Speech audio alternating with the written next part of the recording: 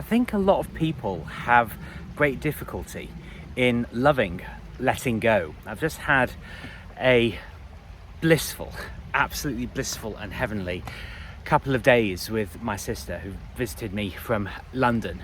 And obviously we both grew up in this village, in these surroundings, and we met in Sheffield, and we walked around the city centre past the offices that our father worked in. And then we were going to get the bus back, but the buses are fucked.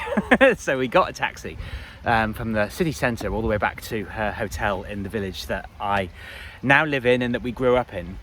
And yesterday we went to the very famous market town of Bakewell, home of the famous Bakewell pudding, which is actually kind of well, people argue, you see, but and again, letting go. People want to be right, all the time.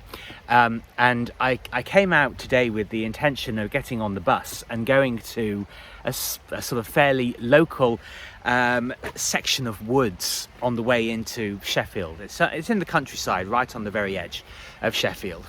But it turns out, unfortunately, that there's been a fatality. I actually called the bus company to find out why the buses weren't turning up, and all of the buses were diverted from this side of Sheffield because of this fatality towards the top of the hill, the top of the valley. So it's very sad, really, and that the family involved will undoubtedly have an absolutely wretched time, and life is full of highs and lows and mysteries and hardships and heartache. But one of the really interesting things that I found myself reflecting on this morning, when after my sister had been staying here, was there were all these things that we grew up with, schools that we went to, friends that we had, places that we'd visited. And I know that I've actually been suffering with, labouring under a huge amount of control freakery. That I'm an enormous control freak, and I actually realise I have great difficulty in letting certain things go, because I'm both blessed and cursed with, this is something I've talked about a lot, blessed and cursed with an incredible memory, but it actually means that letting things go is extraordinarily difficult for me. But obviously, on the flip side of being difficult, it's also incredibly stressful. And this idea of letting go, I think is really a really important idea.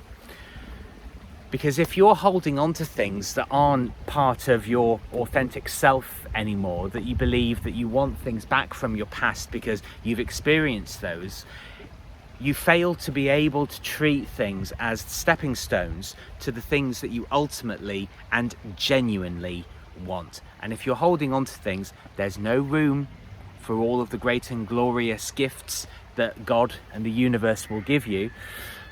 There's no room to focus, because how can you involve yourself in good work if you're constantly obsessing over and analysing things that are water under the bridge?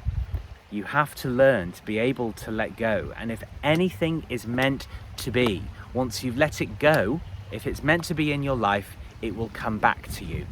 It's crucial to remind yourself of this, because I think that life should not be dark and miserable and heavy and obstructionist. It should be light. It should be free-flowing.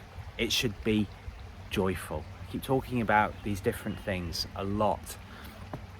But I want peace in my life, and you can't have peace when you're enchained by the ghosts and the shadows of your past. You have to give yourself permission to let go of these things and to appreciate them for what they were. Allow them to be part of your story, the fabric of your life and your history, but don't let them be and take over your present. Give yourself a break.